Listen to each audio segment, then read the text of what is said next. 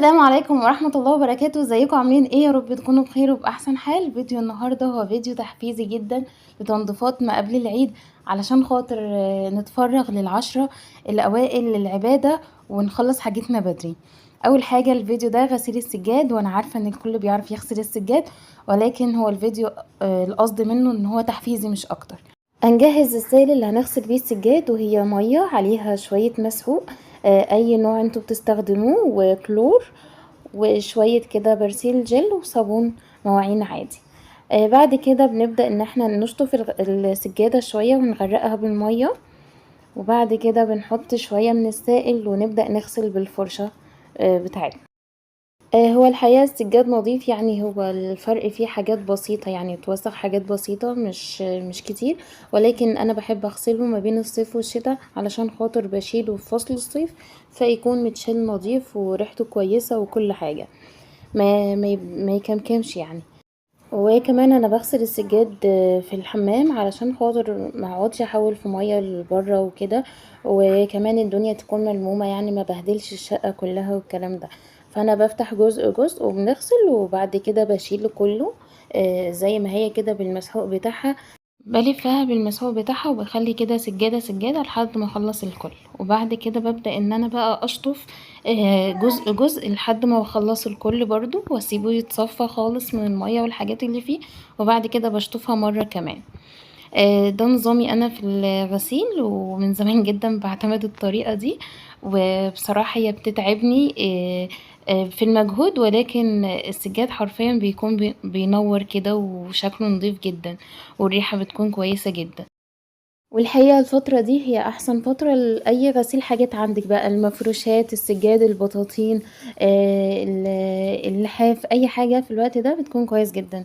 الجو بيبقى حر فبتحبي المية، فبتغسلي كتير كده وبتشيلي حاجتك نظيفة.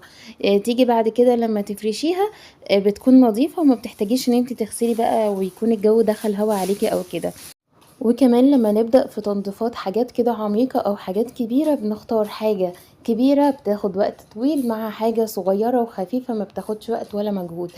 بكده بننجز أكتر. بنحاول إن احنا نراعي نفسنا في التعب، وكمان بنخلص الحاجات كلها اللي احنا عاوزينها. ولكن لما بتفتحي كتير بتتعبي جامد، ما بتلحقيش تخلصي، وبتحسي ان الدنيا متلخبطة جامد كده. ولكن حاجة خفيفة مع حاجة تقيلة، وخاصة لو انتي معاكي أطفال أو عندك مشغولات تانية أو عندك شغل أو حاجة كده، فأفضل حاجة تقسمي حاجة كبيرة مع حاجة صغيرة، حاجة بتاخد وقت مع حاجة بتاخد وقت قليل، حاجة صعبة مع حاجة سهلة. فاهمين قصدي؟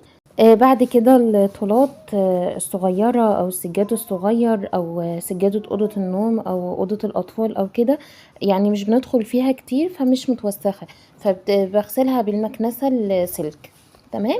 والدواسات هي صغيرة بس بتكون مستهلكة كتير، يعني أكتر حاجة بتاخد أو بتتبهدل في البيت.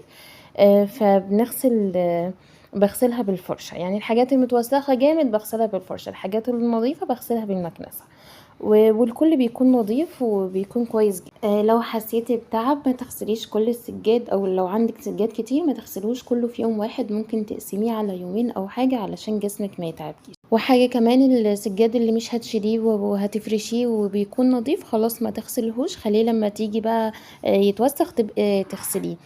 وبعد كده سبت السجاد يتصفى تماما من المية، خليته لحد الليل، وبعد كده نشرته.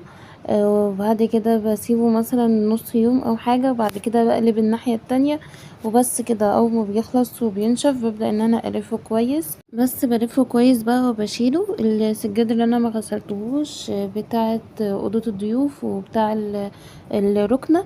الركنه حاطه فيها سجاده صغيره احنا بنقعد عليها علشان بنتي وكده، والبتاع اوضه الضيوف انا بسيبها زي ما هي، ما حدش بيدخل عندها، واصلا مفروشه بقالها شهر ونص بس، فهي نظيفه يعني ما فيهاش اي حاجه. شيل السجاد علشان المساحات. السجاد الكبير بلفه لوحديه، كل واحدة لوحدها، وبعد كده بلفها وبشيلها في مكانها. الطولات الصغيرة وكده بخلي كل أوضة بلفهم داخل بعض وبشيلهم مع بعض علشان ما تاخدش مساحات كبيرة والكلام ده. بس. وبعد كده في ركن فاضي عندي بيبقى جنب الدولاب كده، عامل كده زي الجزء بتاع العمود، فانا بشيل فيه مش بستخدمه، فبشيل فيه الحاجات اللي انا مش محتاجاها وفي نفس الوقت بحافظ عليها. ودي حافظة السجاد برضو. طبقتها وبعد كده لفيتها رول. الاول طبقتها نصين كده زي البطاطين، وبعد كده خدت جزء تاني عملتها 4 اجزاء، وبعد كده لفيتها رول. طبقت الاجزاء بتاعتها ولفيتها رول علشان مساحتها تكون صغيرة. بس ده الركن اللي انا بقولكوا عليه. بعد ما حطيتهم جنب بعض رحت مغطياهم كده باي حاجة قديمة. بس كده، ده كان فيديو النهاردة. لو عجبكم اعملوا لايك واشتراك للقناة، ويلا ابدأوا تنظيفات العيد. مع السلامة.